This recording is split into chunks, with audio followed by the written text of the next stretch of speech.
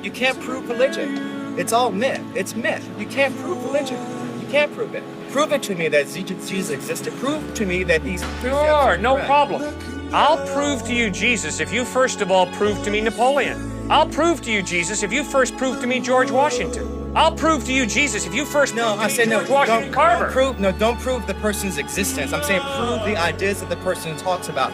Prove to me what there's a heaven that's up there. Prove to me that there's, this truth, that your God truly exists. Prove to me that these precepts of the Bible are truly what true revelation. Prove to me that these things are actually there. I'm an empiricist. Prove to me that they're there.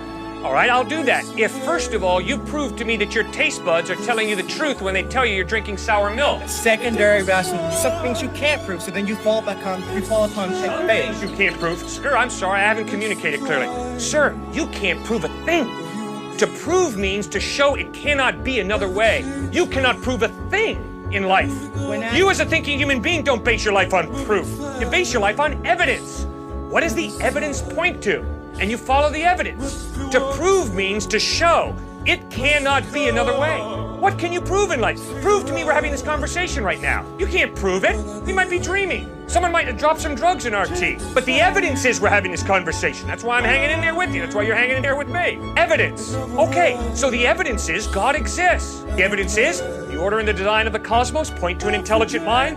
Moral absolutes point to some moral giver, lawgiver. Life comes from life. Never once have I ever seen life come from non-life. The atheist is someone who says, oh yeah, at some point, somewhere, at one time, in La La Land, life came from non-life. And I'm saying, all of my experience shows me life comes from life. Never once have I seen life come from non-life. Fourth piece of evidence, free will. If there is no God, you're just a hunk of biochemical reactions. That's all I am. You're not free. You're determined by your biochemical reactions. So am I. I'm sorry. I judge myself at night. I say, Cliff, when you spoke to that student, that was pretty rude. When you spoke to that student, boy, you displayed a lot of patience, man. Tomorrow do that again and don't do that. I judge myself. I critique myself.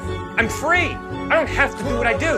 Well, if I'm free, it means there's more to me than just my biochemical makeup. There's a soul, a personality, an I that goes beyond the biochemical. I have a free will.